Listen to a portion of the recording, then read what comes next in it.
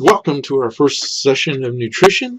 It's a beautiful day in the gorge, and what you're seeing in the background is what I see from my back deck. So I'm just trying to make you a little bit jealous about what I get to see and what you don't.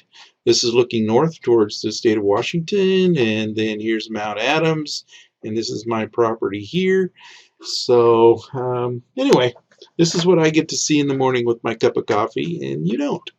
Anyway, well, what we're going to do today is look at the age-old nutrition question of what should I eat to live longer? This is a big question because it seems like nutrition information changes weekly.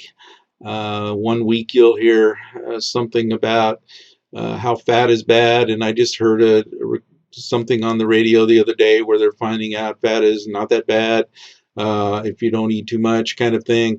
So the information just changes daily and daily and daily. What we're going to try to do in this session is just give you some simple guidelines to if you wanted to eat better, what should you be looking, what should be your priorities.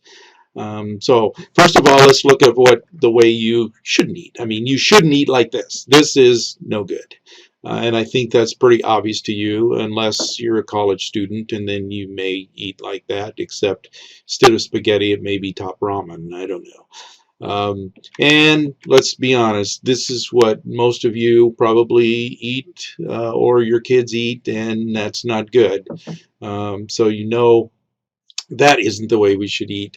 If I was to ask you to get out a piece of paper and list 1 through 7, 6, 7, 8, whatever, the priorities of the food that you should be eating, what should be the most important type of food in your diet? What should be number 1? What should be number 2? What should be number 3, number 4? I have no doubt that every one of you could list those in priority, that we should be getting most of our food should be this in our diet, second probably this, so forth and so on. And that list would be pretty close to what the recommendation is. And this would be the recommendation. As you notice, fruits and vegetables would be on the top. I have no doubt that that would be the top of your list. Grains, number 2, I have no doubt that that would have been second. Dairy may or may not have been in there. I doubt that that would have been third. But I'm guessing legumes would be pretty close up at the top, and then meat and so forth. So I'm pretty sure your list would be very close to this. So in this course, I really am not going to tell you what to eat, because you already know. There's no doubt in your mind, I don't think, of what we should be getting in our diet. The problem is we just choose not to. Excuse me. So again, I'm not going to tell you what to eat. I'm basically going to tell you why you should be eating that way. Why is it important? You know, what about eating? If you look at this, you notice that plant foods are the top 3 out of the top 4. There is, you know, debate about whether we should be eating dairy in our diet at all from some people after nursing. So if you put legumes up in third place, then it would be the top 3 would be from plant products. And that is the general rule of thumb that we'll be harping on, will basically be brainwashing you throughout the whole term that plants should be the critical piece, that the first thing you should think about when you're planning your meal or what you're going to eat that day. What should we be eating? 2 rules of thumb, you know, just off the top of my head. Number 1, eat to color. So the more colorful the food, the better the choice, especially as plant foods. The darker the green, the darker the reds, the yellows, the oranges, that kind of thing. And looking at this picture, you know, that's not real colorful, but at least it's a plant type of thing. But eating to color is a key, and then eating as close to earth as possible. So meat is one step removed from the earth, because the animals eat the plants and then convert that into meat. So if you eat the plants directly from the ground, that should be a priority. I'm not saying that you should not eat meat. Meat should be for enjoyment, just another aspect of variety that would give you some enjoyment of your meal. It shouldn't be the focus of your meal, and that's what, for most of us, that's what it is. What am I going to eat for dinner tonight? First thing is, what meat am I going to have, and then what am I going to have with that? What you should be doing, and what everybody should be doing, is, okay, what fruits and vegetables and grains and stuff should I have, and then what meat would go with that, just to give me that enjoyment, because I like meat, kind of a thing. So eating to color, eating closer to the earth, it should be the majority of your plate, basically. Biggest health problems, if I list, well, I'm going to list these, but I don't think you'll even be surprised about what is the top of the list is cardiovascular disease, second on the list cancer, third, you probably didn't get this one, I wouldn't have guessed this one, but chronic lung diseases, strokes, and diabetes. These are the top 5. If you look at this list, you'll notice that 4 of the top 5 have a direct relationship to nutrition. Direct relationship, and we'll talk more about that as we go through the course.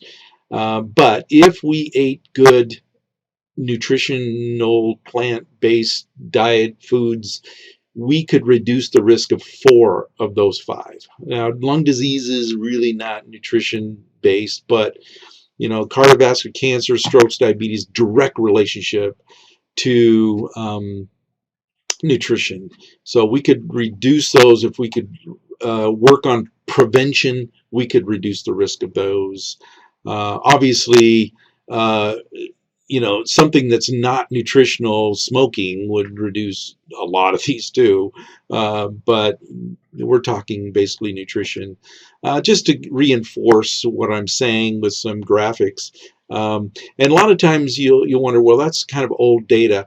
Usually data is about 6 years old. And so we probably won't come out with data that's closer to the year, this year, for another couple years.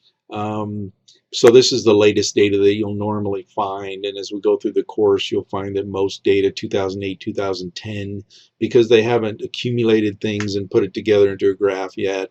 But anyway, 2010 data basically reinforces how many deaths there are from these diseases. Oregon is really no better than the rest of the country. You can see that neoplasms are basically beginnings of cancer, and they're malignant, so those are the bad ones. But we're even higher.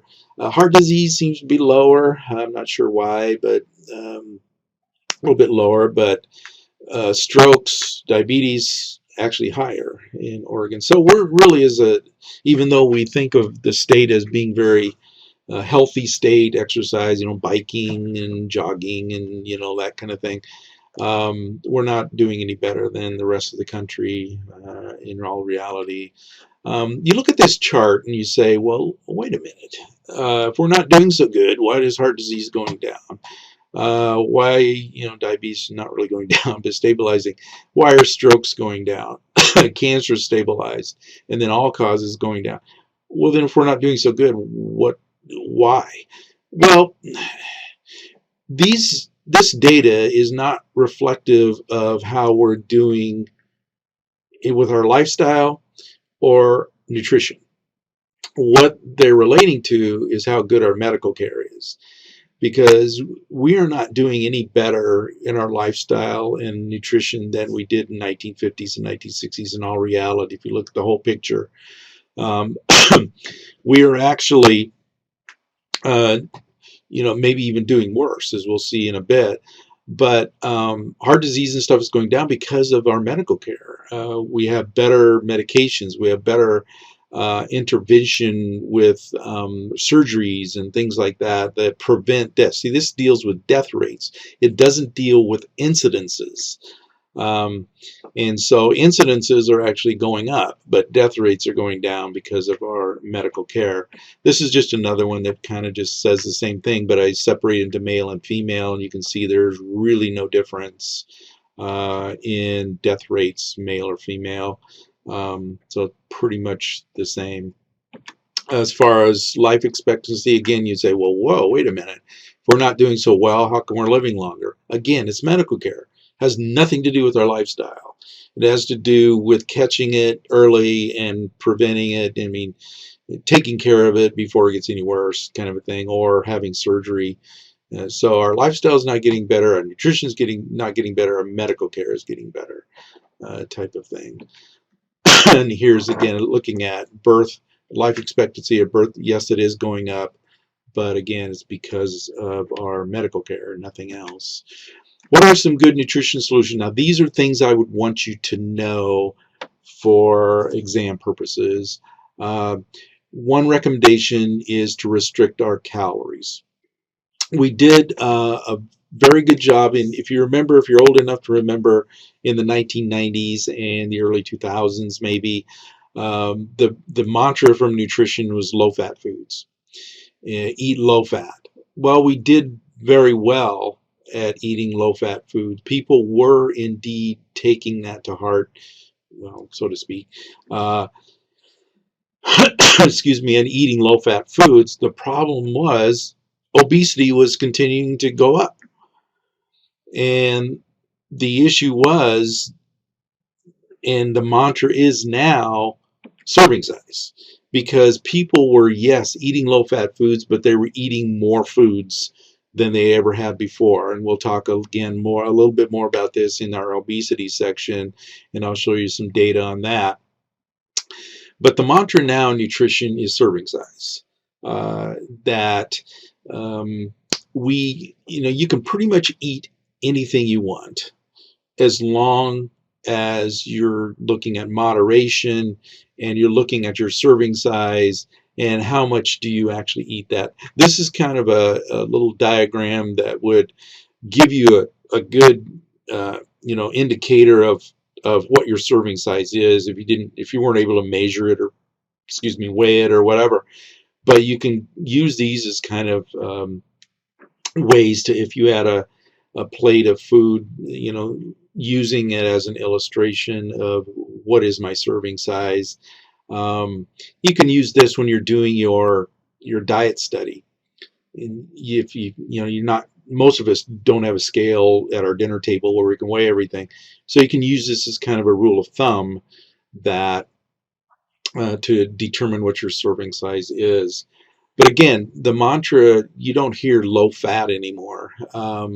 Some commercials will, but if you look at it, there are some commercials that say, oh, we're lower fat than a burger, kind of a thing. The problem is you look at their overall calories, it's actually more. And calories in, no exercise, no ATP formation, it turns to fat. Sorry. Here's an indication that obesity is rising. We're not doing any better. Look at the 60s, and then we're just going up and up and up. So we're not doing any better lifestyle nutrition-wise than we were in the 1960s, even though our death rates and everything are going down. The disturbing part of this picture is right now, overall, the estimation is that 64% of the population of this country is overweight or obese or extremely obese. So 2/3 of the country is there, and it's rising. The issue is you notice that extreme obese is rising, obesity is rising, but overweight is staying the same. And you're thinking, well, yeah, it's overweight is stabilized. It's not really stabilized, because what's happening is obese people are becoming extremely obese, overweight people are becoming obese, and people who weren't overweight are becoming overweight. Therefore, this stabilizes, but in the whole picture, more people are coming into the categories of overweight, obese, extremely obese. So it's rising up and up and up and up. The disturbing piece is childhood obesity. I mean, look at this. Look at the trend, and look what the expected trends are. That over 50% of in this category are going to be obese in ages 2 to 5. The issue is, and the trend also, looking at the overall picture, is obese children will be obese adults. It's pretty much a given. I mean, there are cases where people really lose a lot of weight, but they really have to want to and try very hard. So obese children will become obese adults. So you can see now that not only our adult population in the future is going to rise higher than the 64%. So that's a disturbing one. It's not just this country. You can see obesity rates in this country are going sky high, and we're upwards of 35%. But you notice the trend of every single country is going up, and a lot of it has to do with adoption of the Western lifestyle, fast foods and things like that. I went to Belize a few years ago and gave a talk on diabetes because they're having a real problem with diabetes related to obesity. The kids in that country are getting away from their traditional foods. Their television programs in Belize, they're an English-speaking country. Actually, they speak like 3 languages, but they are English-speaking countries. So a lot of their television programs come from Miami, and the kids are seeing all the fast food ads and things like that. So there's more fast food places moving into Belize, and kids are getting away from the traditional foods, which was basically plant-based, and eating more of a Western style. And the trend is higher diabetes, type 2 especially, and higher obesity. So it is not just this country, it's worldwide. It's becoming a real issue. And here again, they're predicting, looking at 2020, they're predicting in this country, again, right now we're at 64%. They're predicting in 2020 it'll be over 70%. So right now, 2/3 of the country, 3/4 of the country in 2020. Not a good trend. But if you notice, some of these countries are starting to catch up with us. And looking at Australia, I mean, look at that. They're really trending up. So if you look down the road at 2040, these all may be equal. So not a good trend worldwide. It's pretty amazing. So the second nutrition recommendation would be to increase plant food. We do not get enough plant food intake in this country. And there's 3 reasons that we will go over in this class that deal with that. Phytochemicals, I'm sure you've heard of things like beta-carotene and limonene and some of the sterols and things that are resveratrol, which you get in wine and that kind of thing. Those are all phytochemicals that are important for reducing risk. So we'll get into more detail there. Oligosaccharides you probably haven't heard of, but they're important for probiotics and prebiotics, dealing with reducing risk. And fiber, if you haven't heard of fiber, you've been burying your head in the sand. And you can only get fiber from plant foods. Actually, all 3 of these you can only get from plant foods. Incidence of colorectal cancers and stuff are a direct relationship to not getting enough fiber. So we are not getting enough of these foods in our diet. So increasing plant foods. So the first priority, first recommendation, nutrition recommendation would be decrease food intake. Second would be increase plant foods. But you know, there are non-nutrition aspects, smoking, lack of exercise, that kind of thing that come into play. But if we're looking strictly at nutrition, then these would be high recommendations. I just wanted to show this of how many vegetables are getting at least 5 times per day. The recommendation, and we'll look at it a little bit later, is 5 servings of fruit, of vegetables, and 4 servings of fruit at least per day. Well, we're just talking about 5 here. And in females seem to eat maybe more salads or something. Only 50% are getting 5, and less than 40% of men are getting 5. And the recommendation is 9. So we're not even close, you know, to getting what we need as far as plants are concerned. And French fries, I'm sorry, are not plants. They used to be, but they're basically starches now. And so you can't say, well, I got my French fries today, so I got a serving of plants. And the lettuce on a hamburger at McDonald's. I'm sorry, that's not even close to even being a serving. So we really need to get more of that in our diet. Um, so what's the philosophy that works? Consume variety, balance, moderation. Variety, choosing different foods has different reasons. Number one is you can't just eat just vegetables. You need fruits, you need grains, and we'll talk about why. And one of the big reasons is the phytochemicals. Each food is a different color and a different flavor because of the chemistry of that food. And so you need different foods to get that variety. The other piece is a lot of times people will go on diets and not stick with them because they get bored to death with them. We need variety. We need the variety of spices, different flavors. We need the variety of Asian foods and Spanish food, Mexican foods, and traditional American foods and Italian foods with the pastas and the tomato sauces and all that kind of. We need that variety for enjoyment. If we're going to stay on some kind of a food plan, we need to have variety or it's going to get very, very boring. And we're more than likely just saying, well, this is ridiculous. I'm not going to stick with this. And then you just give it up. So we need variety for the different nutritional and non-nutritional aspects of it, but also for enjoyment and sticking with it. Balance, we talked about, and just as an example, we talked about phytochemicals. Well, every single different plant food has a different phytochemical in it for a specific purpose for that plant and for our health. So you can't say, well, I'm going to get 5 servings of vegetables today, so I'm going to eat 5 servings of carrots, and I'll just eat carrots every day because that's the only thing I like. I'm sorry, carrots have one kind, one set of phytochemicals and one set of kinds of fiber and that kind of thing.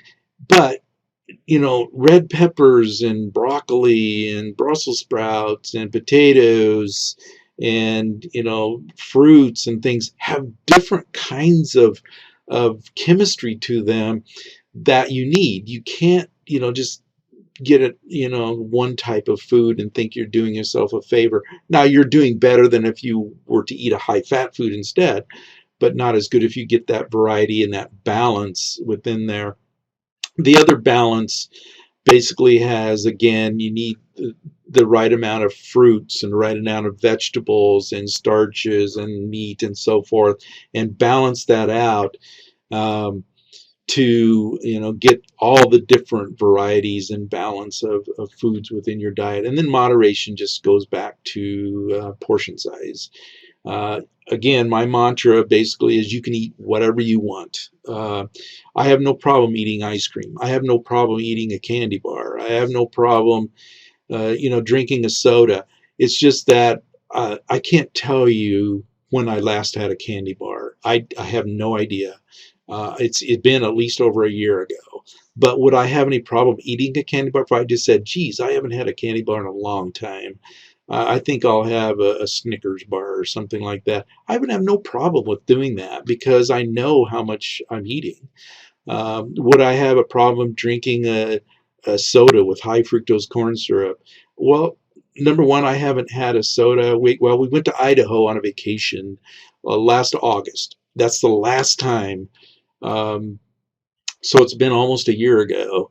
So the last time I had a Coke from a fast food place. And I actually went the full meal deal. I had a burger, fries, and a Coke. That's the last time I had one, was last August.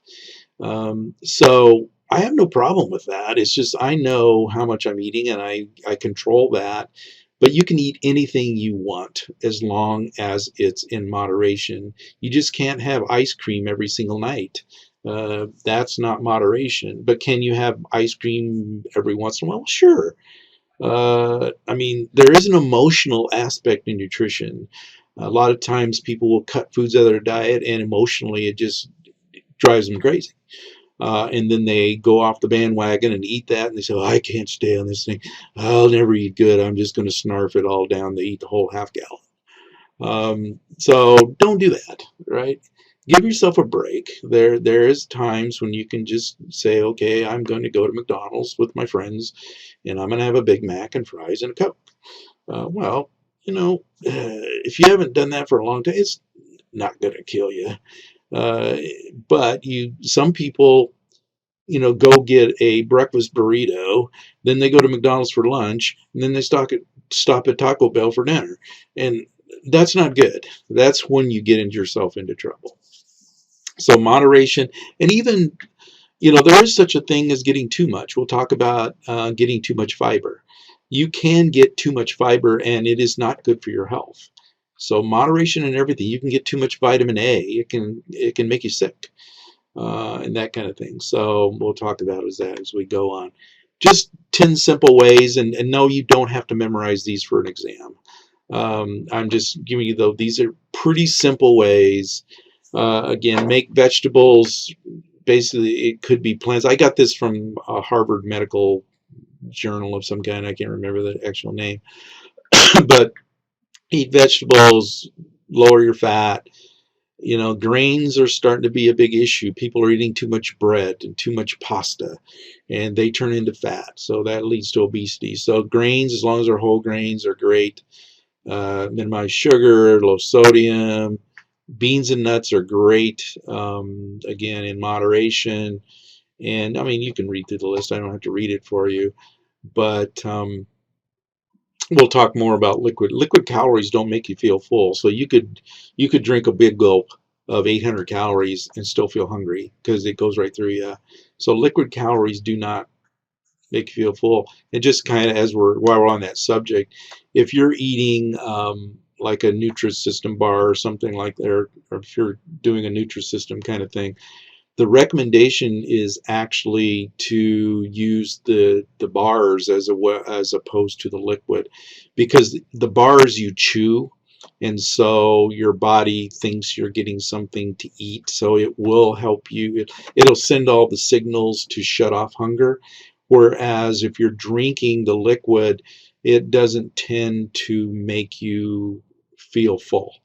Liquids don't make you feel full. There's the signals that you're actually eating something are not there. It's a signal that you're drinking something, not eating something. So the recommendation would be to eat versus drink if you're on some kind of a weight loss deal and you're doing that. So the rule of thumb, and this is kind of an interesting statement, the food you eat can be either the safest, basically being it can help your health, or and powerful medicine, or it can be a form of poison that is going to lead to heart disease, cancer, stroke, diabetes, and a bunch of other things. Okay. The bottom line is, and everybody wants to know, what should I eat to live longer? Well, you know what to do. Number one, as we went through, again, I have no doubt, that plants should be the top of your list. Meat should be limited fat, limited sugar, that kind of thing. You all know that that's the way it should be done. The problem is you got to have the want to. You have to want to bad enough that you're going to make the right decisions. Um, Obesity is not an issue because people don't know how to eat. Obesity is a problem is because they don't want to make those decisions and stick with them. That is a problem. You gotta have the want to in order to deal with your health. If your health is not important enough for you to make those decisions, then you're going to have to depend on medical care, which seems to be working, obviously. But do you really want to have heart surgery? Do you really want to go through the cancer therapy? Do you really want to be on insulin for type 2 diabetes, or some kind of medication? Do you really want to deal with strokes? That's the risk you're making the decision about. Do you want to risk that, or go ahead and have your fast food? That's a decision you have to make. So throughout this whole course, as we go through, I can tell you how to eat, what to eat, why, but you can either take it or leave it. If you don't want to, you're going to know it. So the idea, though, is once you leave this class, you will have no excuse of not knowing why you should eat the way you should eat. You will then have to take that information and you'll have to make a decision if you really want to use it or not. All right, so we'll talk to you later.